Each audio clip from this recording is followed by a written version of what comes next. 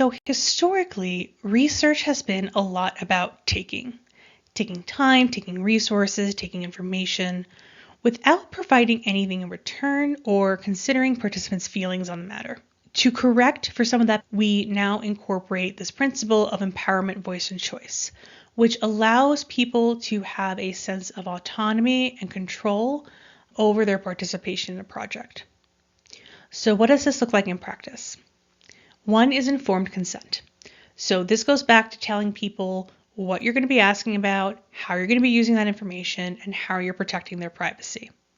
Yes, even for internal projects like a workplace cultural assessment. This is why this is in capital letters.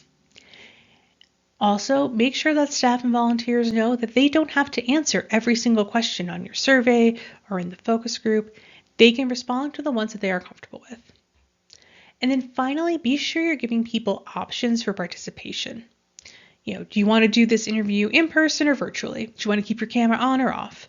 When I do virtual focus groups, I always encourage folks to use the chat box if that's more comfortable, and to email me afterwards if there's anything they wanted to add or clarify after the session is done. I found that this works really well for folks who are simultaneously dealing with childcare, for participants with disabilities, and for neurodivergent folks. Give people choices.